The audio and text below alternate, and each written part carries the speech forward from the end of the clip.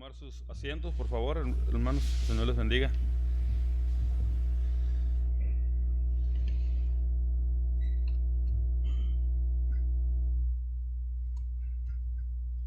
Mientras se van acomodando ahí los hermanos, salen los niños, vayan abriendo sus Biblias en la primera epístola a Timoteo. Primera a Timoteo, capítulo 6, por favor, hermanos.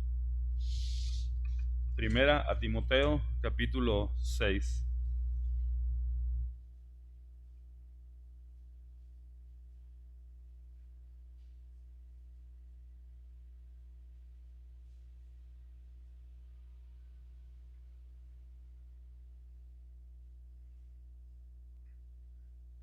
Primera a Timoteo, capítulo 6. Voy a leer desde el versículo 3 hasta el 16. No vamos a ver todos los versículos porque son bastantes, ¿verdad? Pero sí los vamos a leer, hermanos. Primera Timoteo, capítulo 6, del 3 al 16. La palabra del Señor dice: si alguno enseña otra doctrina y no se conforma a las sanas palabras de nuestro Señor Jesucristo y a la doctrina que es conforme a la piedad, está envanecido. Nada sabe y delira acerca de cuestiones y contiendas de palabras, de las cuales nacen envidias, pleitos, blasfemias, malas sospechas, disputas necias, de hombres corruptos de entendimiento y privados de la verdad, que toman la piedad como fuente de ganancia. Apártate de los tales.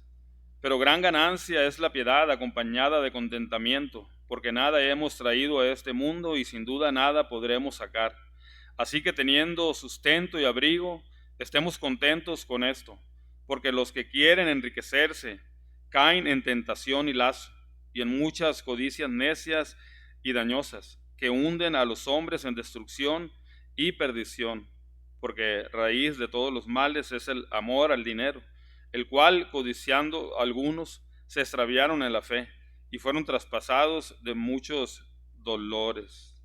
El 11 dice: mas tú, hombre de Dios, huye de estas cosas. Palabra del Señor. Vamos a orar. Padre, a ti sea la honra y la gloria, y te agradecemos por la oportunidad que nos das de estar reunidos una vez más, Padre, en esta iglesia local que es tuya, Padre, y te agradecemos porque hasta el día de hoy nos has permitido estar aquí, hasta el día de hoy nos has socorrido, Señor. Gracias por tus misericordias, Padre, que son muchas y nuevas cada mañana. Padre, gracias por tu palabra, Padre, que va a ser leída, que va a ser explicada, Padre, y te pedimos, Padre, que abras los oídos, Padre, los ojos de cada uno de los oyentes, que bendigas a cada predicador alrededor del mundo, Padre, y que podamos entender tu palabra en esta mañana, que podamos atesorarla, meditar en ella, guardarla en nuestro corazón, pero sobre todo practicarla y compartirla, Señor, como siempre te pedimos. Te damos gracias en Cristo Jesús.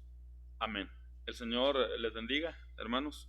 Hoy vamos a estar viendo ahí desde los versículos 11 al 16 solamente. Primera Timoteo 6, del 11 al 16. Del 11 al 16, ¿verdad? Cuando vine regularmente antes de predicar, antes de que empiece el servicio regular, vengo y acomodo mi Biblia aquí, ¿verdad? En esta maderita, ¿verdad? Me ayuda mucho la maderita esta. Vengo y la acomodo, y siempre acomodo la predicación aquí, ¿verdad? Para ya tener las listas, ¿verdad? Y me gusta organizarme de esa manera. Pero sucedió algo raro en la mañana, que cuando llegué al púlpito había unas piedras aquí. Y dijo, me querrán decir algo, dije yo. O para quiénes serán estas piedras, dije yo, ¿verdad? Pero, hermanos, cuando alguien predica, no es que esté tirando piedras. Cuando predicamos, cuando un pastor predica la palabra del Señor y predica con fidelidad, no está tirando piedras, hermano. Está proclamando el evangelio de Dios, que es poder de Dios, ¿verdad? Y no son piedritas para uno y para otro. Es un mensaje para todos, hermano. Es un mensaje para todos, ¿verdad? No podemos salir del templo y decir, no era para mí, era para el hermano, y hacer una lista de para quién era el mensaje. Es para cada uno de nosotros, hermano, ¿verdad? El Señor estuvo hablando en mi vida durante toda la semana cuando preparaba el mensaje yo. Así que no es que tiremos piedritas, no existe eso de andar tirando piedras, ¿verdad?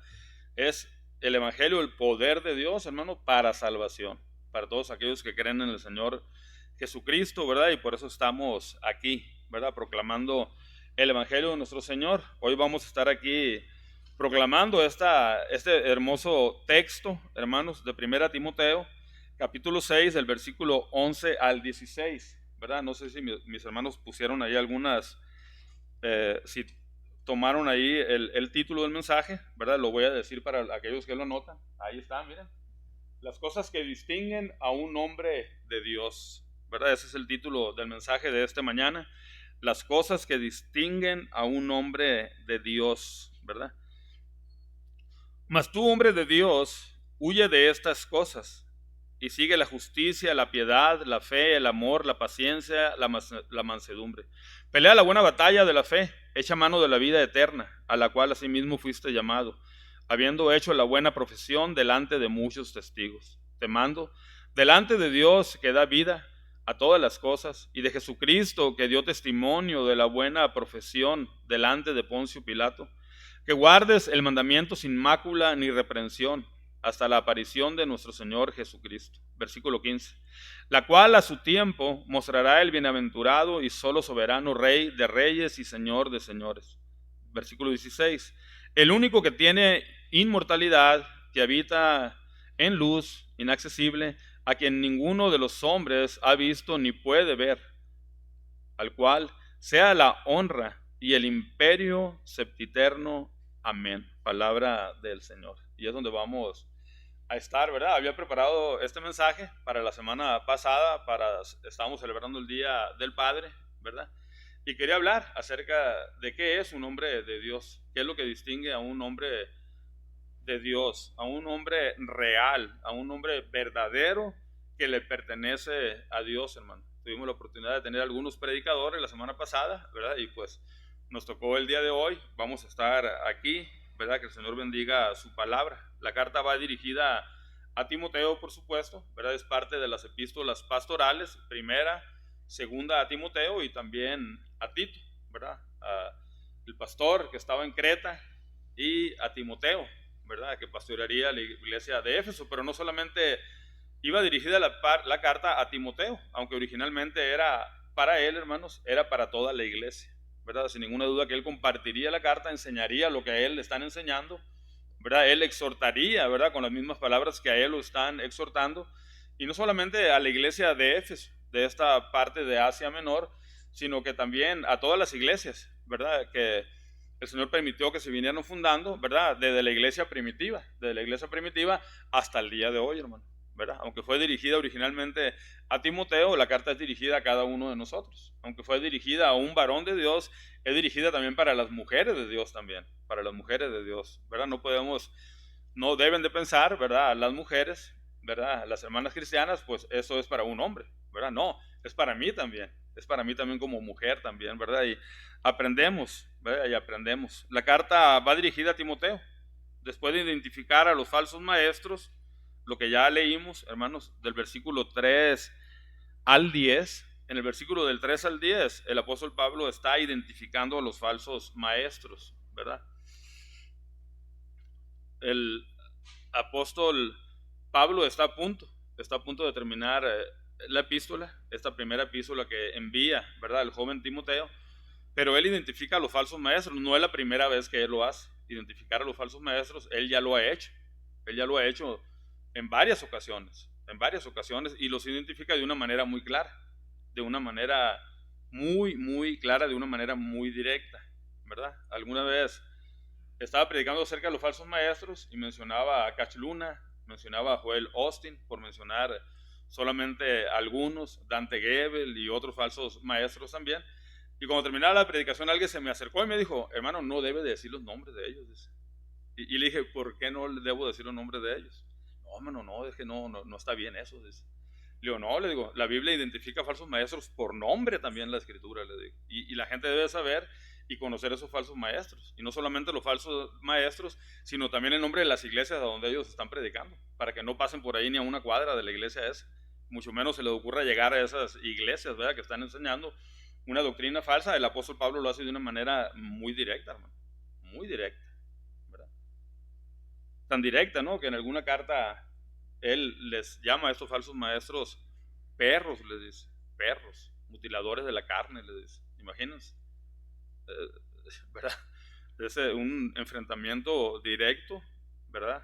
Con valentía, por supuesto, pero identificando a los falsos maestros. pero en este texto que hemos leído identifica a los falsos maestros, pero también da características de un verdadero maestro, ¿verdad? De un hombre de Dios, hermanos, ¿verdad? Porque el apóstol Pablo dice en el 11, mas tú, hombre de Dios, dice, mas tú, ¿verdad? Aquí esta frase, mas tú, hermanos, que estamos viendo ahí en el versículo 11, al iniciar, mas tú, esta frase en el original marca el contraste, ¿verdad? Así son los falsos maestros, mas tú, le dice, hay un contraste, mas tú vas a hacer esto, ¿verdad? Ha hablado de los falsos maestros y ahora le dice, mas tú, hombre de Dios, un hombre de Dios. Es muy diferente cuando identificamos a un falso maestro, ¿verdad? A cuando identificamos a un hombre de Dios, ¿verdad? A los falsos maestros también podemos llamarles, hermanos, hombres del diablo también, hombres del diablo, ¿verdad? Así directamente son hombres del diablo, hijos del diablo, ¿verdad? Hijos del diablo, ¿verdad? Pero Timoteo era un hombre de Dios, un hombre que le pertenecía a Dios, hermano. Todos los falsos maestros que existen y que han existido alrededor del mundo, ¿verdad? Ellos son, hermanos, hombres del diablo y ya se han identificado. Ahora vamos a ver y vamos a identificar a un verdadero hombre de Dios. Es lo que vamos a hacer en esta mañana, identificar a un verdadero hombre de Dios, ¿verdad? Alguien alguna vez se acercó conmigo y me dijo, hola hermano Humberto, y se me quedaba mirando y le decía, ¿me quiere decir algo? Y me dice, usted es un hombre de Dios. Y casi me quería desmayar yo cuando me dijo eso. Usted es un hombre de Dios, hijo, le dije yo. Qué gran privilegio, pero también qué gran responsabilidad. Verdaderamente soy un hombre de Dios, dije yo. Verdaderamente me empecé a hacer un montón de preguntas, hermano. Estoy cumpliendo con la escritura, estoy siendo ejemplo, ¿verdad? Y que te digan hombre de Dios no es cualquier cosa. Que te digan que eres una mujer de Dios no debe de ser cualquier cosa, hermano, ¿verdad? No debe de ser cualquier cosa. Es un privilegio, pero debe ser una gran responsabilidad para cada uno de nosotros, ¿verdad? Para cada uno de nosotros. Hay muchas referencias en el Antiguo Testamento acerca de lo que es, ¿verdad? Un hombre de Dios, ¿verdad? Esta frase se usa 70 veces en el Antiguo Testamento, refiriéndose en cada una de ellas a hombres que eran portavoces de Dios oficialmente. La primera vez que se usa es para hablar acerca de Moisés. Moisés se identifica como un hombre de Dios y especialmente, bueno, la segunda vez que se usa esta frase también es para referirse a Moisés, pero también a lo largo del Antiguo Testamento 70 veces especialmente a portavoces, ¿verdad? A portavoces, ¿verdad? Hombres que trajeron la palabra del Señor, profetas, ángeles, ¿verdad? Estos eran hombres de Dios, y ahora en el Nuevo Testamento vemos la palabra aquí, ¿verdad? La frase hombre de Dios que se utiliza exclusivamente para Timoteo, hermanos, exclusivamente para Timoteo, pero también para cada uno de nosotros, y no solamente para un hombre de Dios, sino también para una mujer de Dios, así que el ser un hombre de Dios y que te llamen una mujer de Dios debe de ser un gran privilegio y nos debemos de gozar, pero también debemos de entender que es una gran responsabilidad, ¿verdad? Si tú eres un hombre de Dios, ¿verdad? No sé qué vayas a pensar después de lo que vamos a estar viendo, ¿verdad? Pero espero que eso nos anime, que no te desanimes, sino que esto nos anime, ¿verdad? Si estamos fallando en alguna área, que podamos corregir esa área y podamos ser verdaderamente un hombre y una mujer de Dios. Cabe notar que ese término hombre de Dios se usa en el Nuevo Testamento para hacer referencia a Timoteo. Primera Timoteo 6:11, versículo que estamos viendo, que estamos leyendo, y en segunda de Timoteo 3:17. Ahora podemos también llamar hombre de Dios a todo aquel que se va perfeccionando a través de las Escrituras, a cada varón que está viviendo conforme a las Escrituras, aquel varón y mujer que están obedeciendo al Señor, podemos llamarle con mucha confianza, este es un hombre de Dios, esta es una mujer de Dios. ¿Por qué? Porque lo muestran con su vida, hermanos, lo muestran con su vida. La primera vez que se le llama a Moisés hombre de Dios, el pueblo, ¿verdad?, está a punto de entrar a la tierra prometida, hermanos. Moisés tenía 120 años de edad cuando él se le llama hombre de Dios. 120 años de edad. 40 años en Egipto, 40 años en el desierto, preparándose en el desierto 40 años y 40 años en el Éxodo. ¿Se imaginan la trayectoria de este hombre? ¿Se imaginan el servicio que había prestado a nuestro Señor como libertador del pueblo, ¿verdad? Sacarlo de Egipto, estar dirigiendo al pueblo, ¿verdad? Y hasta este momento es cuando se le llama hombre de Dios. A un hombre de Dios lo respalda un ministerio, a un hombre de Dios lo respalda toda una vida, hermanos, ¿verdad? No le vamos a decir hombre de Dios y mujer de Dios a cualquier persona, porque se la van a creer, ¿verdad? Se la pueden creer y les vamos a hacer un daño, ¿verdad? Vamos a decirle hombre de Dios y mujer de Dios a aquellos que lo han mostrado a través de su testimonio, ¿verdad? A través de sus frutos, hermanos, ¿verdad? Entonces aquí estamos viendo estas palabras. Vamos a estar viendo cuando menos 6 puntos muy, muy importantes, hermanos, ¿verdad? Que identifican a un hombre de Dios y a una mujer de Dios. En primer lugar, hermanos, un hombre de Dios huye de las cosas del mundo. Un hombre de Dios huye de las cosas del mundo. Él debería de huir de los orgullosos argumentos que estos hacen mal uso de la palabra de Dios y que suponen que debemos de seguir a Dios solo por lo que podemos obtener de ello. Él debería de huir de los falsos maestros. Él debería de huir de lo que estaban enseñando los falsos maestros. Él debería de huir de las fábulas, ¿verdad? De los cuentos, ¿verdad? Él solamente se debería dedicar a predicar de manera fiel la palabra del Señor, enseñarla, preparar a otros, ¿verdad? Timoteo tenía una gran responsabilidad, pero él también tenía una trayectoria también. Él había sido discípulo de Pablo, hermanos. Imagínense tener por maestro al apóstol Pablo, ¿verdad? Entonces una vida respaldaba también a Timoteo, aunque era joven, aunque tenía algunas dificultades en ciertas áreas, ¿verdad? Él había permanecido hasta ese momento firme, él iba adelante. Recuerden que el apóstol Pablo está a punto de morir, él tenía que preparar y dejar a personas preparadas, ¿verdad?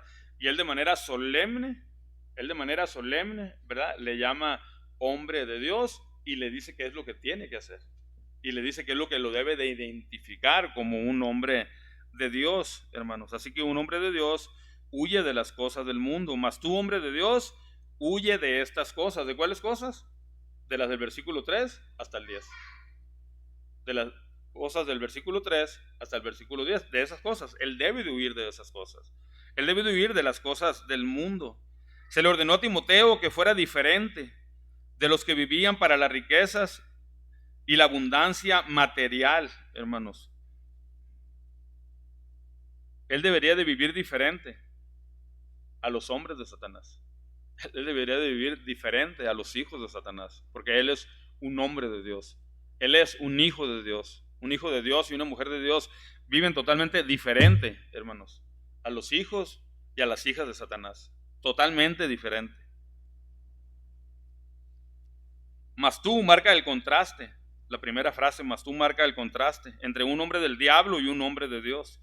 Timoteo es un hombre de Dios porque le pertenece a Dios, hermanos. Miren lo que dice, un hombre, mas tú, hombre de Dios, ¿verdad? Aquí esta frase está en genitivo y nos da la idea de pertenencia, ¿verdad? ¿A quién le pertenecía a Timoteo? Le pertenecía a Dios. Le pertenecía a Dios. ¿A quién le pertenece un hombre de Dios y una mujer de Dios? Le pertenecen a Dios, hermano. Le pertenecen a Dios, ¿verdad?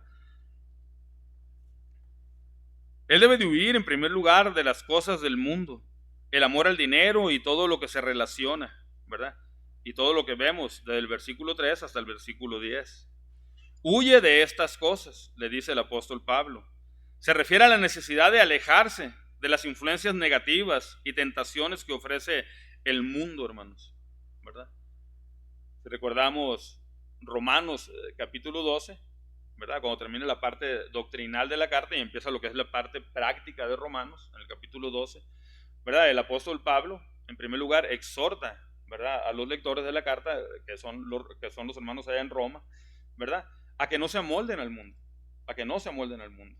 Un hombre de Dios, una mujer de Dios no se debe de amoldar al mundo, debe de huir de las cosas del mundo, debe de rechazar cualquier cosa que el mundo ofrece, especialmente aquellas que se oponen a los valores espirituales. Implica un esfuerzo consciente por evitar aquello que pueda desviar a una persona de su camino de fe o dañar su relación con Dios. No debemos de hacer nada que pueda dañar nuestra relación con Dios, hermano. Nada. Un hombre y una mujer de Dios no deben de hacer nada que pueda dañar su relación con Dios, ¿verdad? Debemos de huir totalmente de las cosas del mundo, hermanos. En su segunda carta, Pablo le dice una vez más que huya de las cosas de este mundo. como lo son las pasiones juveniles. Segunda de Timoteo 2:22 dice, huye también de las pasiones juveniles. Le está escribiendo otra vez a Timoteo. Huye de las pasiones juveniles y sigue la justicia, la fe, el amor y la paz con los que de corazón limpio invocan al Señor. Este versículo aconseja a Timoteo y a todos los creyentes a evitar las tentaciones y deseos propios de la juventud y a enfocarse en vivir una vida justa, llena de fe, amor, paz, en compañía de otros que buscan a Dios con sinceridad, ¿verdad? No debemos de asociarnos con la gente del mundo, hermanos.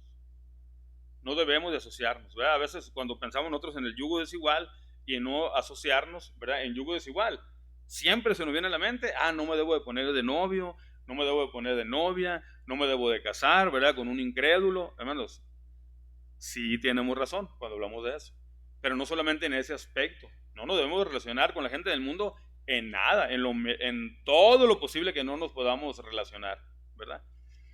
Un hermano me decía, ¿verdad? En esta semana, y me decía, hermano, ¿y tiene mucho trabajo en la construcción? Me decía. Casi no, le digo, hago un que otro trabajito, le digo, ¿verdad? Dice, ¿y a qué tipo de personas le hace trabajo? Hermanos, a puros creyentes. Yo no le hago trabajo a ningún incrédulo, le digo. ¿Por qué? Porque siempre hay problemas. Siempre hay problemas, hermano. Pero cuando yo estoy hablando y tratando con creyentes, nos ponemos de acuerdo, ¿verdad? Planeamos todo lo que es, ¿verdad? Y hacemos las cosas para agradar a Dios, hermano, ¿verdad? Y de esa manera, pues, evitamos problemas que eviten y que dañen nuestra relación con el Señor, hermanos, ¿verdad? Entonces, el evitar el yugo desigual no solamente para casarnos, sino en todas las áreas de nuestra vida. Si podemos evitarlo, hay que evitarlo, ¿verdad? Hay que evitarlo. No estoy diciendo que sea malo tratar con no creyentes, hermano, porque ahí es donde trabajamos también nosotros. Lo he hecho yo, tratar con no creyentes, y he tenido la oportunidad de evangelizar a algunos, ¿verdad? Y eso es bueno, hermanos. Huye de estas cosas, dice. Huye, huye. Es la palabra en griega feugo, hermanos. Es un presente activo imperativo. Y les digo esto porque eso nos da a entender que esta no es una opción para un hombre que le pertenece a Dios. No es una opción, hermanos. Es algo que un hombre de Dios debe de hacer. Cuando los verbos en la escritura están en imperativo, no son opcionales. Son cosas que nosotros debemos de hacer como hombres y como mujeres de Dios, ¿verdad? Mas tú, hombre de Dios, huye de estas cosas. Huye de estas cosas. Es un imperativo, hermanos. Es algo que debemos de hacer. Es algo que se nos está ordenando como hombres y mujeres de Dios, hermanos, ¿verdad? Debemos de huir. No son cosas opcionales. No es algo opcional para un hombre o para una mujer que le pertenece a Dios. Es algo que se debe de hacer sí o sí. Huir, hermanos, de las cosas del mundo. Huir de las cosas del mundo. Es un mandato para los verdaderos creyentes. Hombres fieles que le pertenecen a Dios. Y así cada uno de nosotros debe de huir de todas las cosas del mundo. De todas las cosas del mundo, de todas las cosas que puedan dañar nuestra relación con el Señor, hermanos, alejémonos de ellas. Alejémonos de ellas, ¿verdad? A veces nos creemos tan fuertes, ¿verdad? Y he escuchado especialmente a jóvenes, ¿verdad? Que se enfrentan a ciertas tentaciones, ¿verdad? Y que llegan a decir, la voy a vencer, el Espíritu Santo vive en mí, Él me guía, voy a vencer esa tentación. Bueno, le digo, ¿y por qué te acercas a esa tentación? ¿Por qué no mejor le sacas la vuelta a esa tentación? ¿Por qué no brincas mejor esa tentación, ¿verdad? Y evitas, ¿verdad? Estar cerca de esa tentación. Regularmente cuando pensamos que vamos a vencer las tentaciones, hermano, ¿saben qué es lo que pasa? Caemos en esas tentaciones. Cuando pensamos que vamos a evitar esas tentaciones, caemos en esas tentaciones. Debemos de huir, hermanos, de huir de esas tentaciones, hermanos. Hace mucho estaba leyendo un libro, no me pude recordar ahora en la semana qué libro era, ni qué autor era, ¿verdad? Pero el autor decía algo así que me viene a la mente. Estaba hablando acerca del pecado y decía que el cristiano, el verdadero hombre de Dios, ¿verdad? La verdadera mujer de Dios, ¿verdad? Debe de huir del pecado como caballo que huye de un incendio forestal. ¿Se imaginan un caballo huyendo de un incendio? El caballo no se va a quedar ahí en el incendio, hermanos, ¿verdad? El caballo, incluso ningún animal, ¿verdad? Siempre que hay un incendio en algún bosque, mira cómo van pasando todos los animales. ¿Verdad? Algo está pasando. Cuando mira que están pasando todos los animales, uno se alerta y dice, algo está pasando, ¿verdad? Y así cada uno de nosotros debe de huir. Como tal, caballo que huye de un fuego forestal, nosotros debemos de huir de esa manera del pecado, hermano, ¿verdad? Así que en primer lugar, el hombre de Dios huye de las cosas del mundo, hermano. ¿Estás huyendo tú de las cosas del mundo como hombre y mujer de Dios? ¿O te llaman la atención las cosas del mundo? ¿Te acercas a las cosas del mundo? ¿Crees que puedes vencer a las cosas del mundo? ¿Verdad? Más te vale, más nos vale que huyamos de las cosas del mundo, hermano, ¿verdad? Vale más que huyamos de las cosas del mundo. En segundo lugar, hermanos, un hombre de Dios sigue las cosas de Dios. Huye de las cosas del mundo, pero él sigue a las cosas de Dios. Miren ahí en el 11, mas tú, hombre de Dios, huye de estas cosas, de las cosas del mundo. Pero sigue diciendo el versículo 11, y sigue la justicia, la piedad, la fe, el amor, la paciencia, la mansedumbre. Eso es lo que debe de seguir un verdadero hombre de Dios. Huir de las cosas del mundo, pero acercarse, seguir las cosas de Dios, ¿verdad? Un hombre de Dios huye de las cosas del mundo, como un caballo, ¿verdad? Que huye del incendio forestal, para seguir las cosas de Dios, hermanos. Sigue también es un presente activo imperativo también. Seguir las cosas de Dios para un hombre de Dios tampoco es una opción, es una orden, es un imperativo, es algo que debemos de hacer, hermanos. El hombre de Dios, cuando menos, debe de seguir estas 6 cosas para considerarse como tal, como un hombre de Dios. Si tú te consideras un hombre o una mujer de Dios, tienes que seguir estas 6 cosas que están aquí en esta pequeña lista. Estas son cosas que a menudo no se valoran tanto, en las cuales no pensamos, hermanos, especialmente en este tiempo actual, ¿verdad? Pero la verdad que son tan valiosas, y son tan valiosas especialmente para el Señor, hermanos, ¿verdad? Y cuando nosotros seguimos estas cosas, seguimos las cosas de Dios, por supuesto el Señor se agrada, hermanos. El Señor se agrada, ¿verdad? Con nuestras vidas. Sigue la justicia, dice, vivir con integridad bajo los principios de Dios en su palabra, ¿verdad? Así podemos vivir con justicia, obedeciendo la Escritura, leyendo la Escritura, conociendo la Escritura, ¿verdad? Practicando lo que la Escritura dice. Sigue la piedad, también dice, cultivar una devoción sincera hacia Dios. Sigue la fe, confiar plenamente en Dios, confiar plenamente en Dios. Un hombre de Dios también sigue el amor, demostrar un amor sacrificial hacia Dios y hacia los demás también.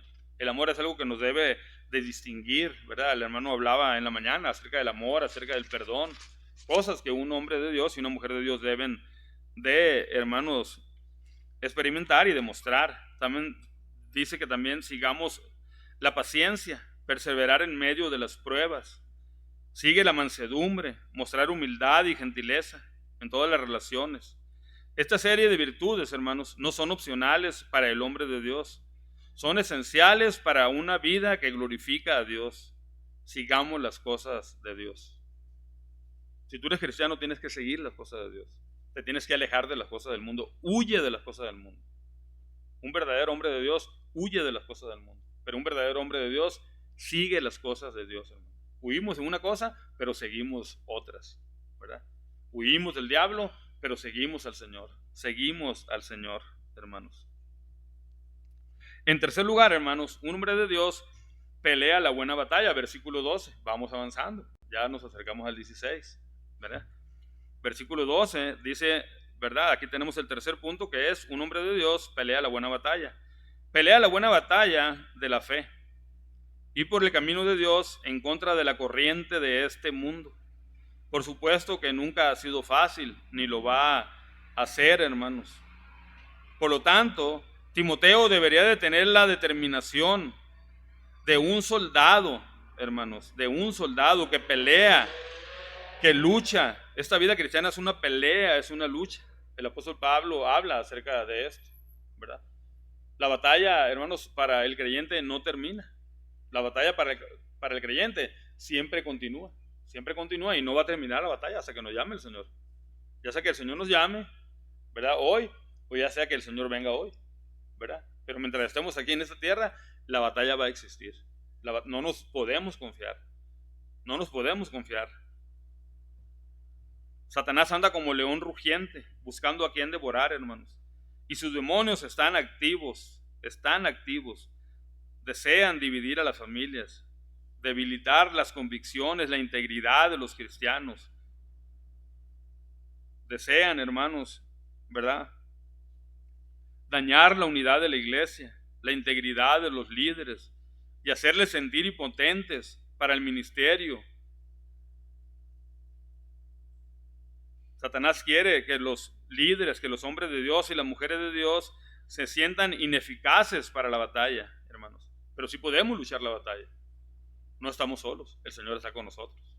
El Señor está con nosotros y el Señor ha provisto de todo lo que necesitamos para luchar esta batalla, hermanos, ¿verdad? Vamos adelante y un hombre de Dios pelea la buena batalla, ¿verdad? Siempre guiado por el Espíritu Santo. Timoteo debe de estar listo para defenderse de los ataques y pelear la buena batalla, así cada uno de nosotros, ¿verdad? Así cada uno de nosotros, hermanos. En cuarto lugar, un hombre de Dios echa mano de la vida eterna, versículo 12, seguimos leyendo el versículo 12.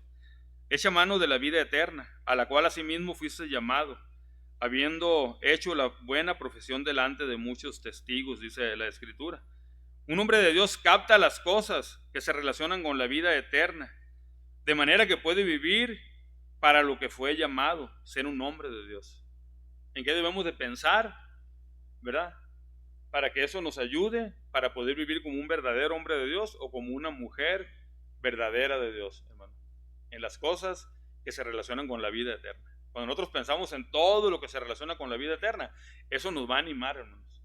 Eso nos va a animar a seguir adelante, eso nos va a animar, eso nos va a fortalecer, ¿verdad? Como creyentes, para vivir una vida, para vivir como hombres de Dios, para vivir como mujeres de Dios. Pruebas va a haber, las pruebas no van a terminar. Siempre vamos a estar viviendo en pruebas mientras estemos aquí. Pero el que estemos pasando por pruebas no debe de ser una excusa, hermanos, ¿verdad? Por la cual, ¿verdad?, nosotros no podamos crecer espiritualmente, ir madurando, ir hacia adelante, ¿verdad? No, porque tenemos muchas cosas en qué pensar que nos pueden ayudar y son todas las cosas que se relacionan con la vida eterna.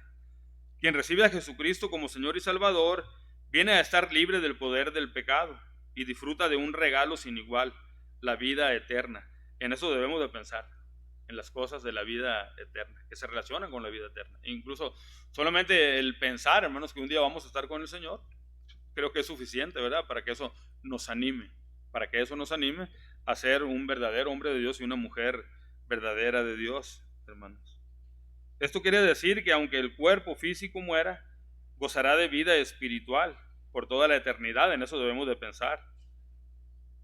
Ese sí, hermanos, ese sí es un regalo valioso que nos llena de gozo, esperanza y paz, ¿verdad? Debemos de hacerlo de esta manera. Debemos de echar mano de la vida eterna. Echa mano de la vida eterna, a la cual asimismo fuiste llamado, ¿verdad? Habiendo hecho la buena profesión delante de muchos testigos, ¿verdad? No solamente fue llamado por el Señor, no solamente fue elegido por el Señor, sino que él también dio testimonio personal adelante de muchos testigos, ¿verdad? Delante de muchos testigos. Y esto le iba a ayudar a él y lo iba a motivar a seguir adelante como un verdadero hombre de Dios. En quinto lugar, un hombre de Dios guarda el mandamiento, versículos 13 y 14. Un hombre de Dios guarda el mandamiento, hermanos. Te mando delante de Dios, versículo 13, te mando delante de Dios que da vida a todas las cosas y de Jesucristo que dio testimonio de la buena profesión delante de Poncio Pilato, que guardes el mandamiento, dice. Guarda el mandamiento, dice que guardes el mandamiento, sin mácula ni reprensión, hasta la aparición de nuestro Señor Jesucristo. Ya que Pablo había llamado a Timoteo a una difícil batalla, a que peleara la buena batalla,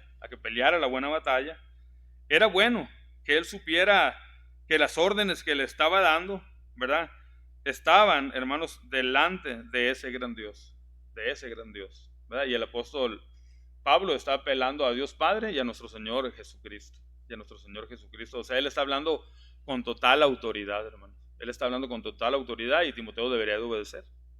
Timoteo debería de vivir de esta manera. Un hombre de Dios guarda el mandamiento, ¿verdad? Ya que el apóstol Pablo lo había llamado, ¿verdad? Él le ordena. Él está delante del gran Dios. Timoteo tenía la obligación de servir al Creador, quien le había dado la vida. Te mando delante de Dios que da la vida a todas las cosas, y por supuesto a él le había dado la vida, a Timoteo le había dado la vida, ¿verdad? Timoteo tenía la obligación de servir al Creador, quien le había dado la vida, que da vida a todas las cosas. Y también de Jesucristo, que dio testimonio de la buena profesión delante de Poncio Pilato. Jesús admitió la verdad, hermanos, la verdad sobre sí mismo, al estar de acuerdo con la declaración de Poncio Pilato, de que Jesús era el rey de los judíos, ¿recuerdan? Y Jesús dijo, claro, él era el rey de los judíos.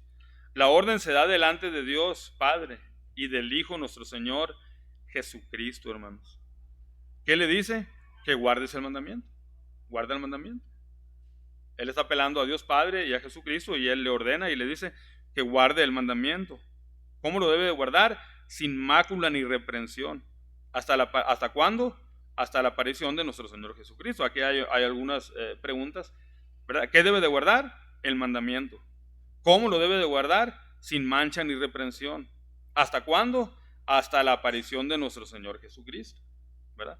El hombre de Dios debe de guardar el mandamiento, que nos da la idea de toda la palabra de Dios, sin mácula, sin defecto, sin contaminación, hermanos. Ni reprensión, dice también, ni reprensión, ¿verdad?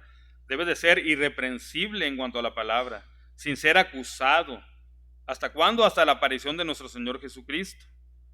Este era el tiempo que Timoteo debería de pelear la buena batalla, hasta la aparición de nuestro Señor Jesucristo. Y como eso era algo también que era eminente para ellos, algo que podía suceder en cualquier momento, ¿verdad?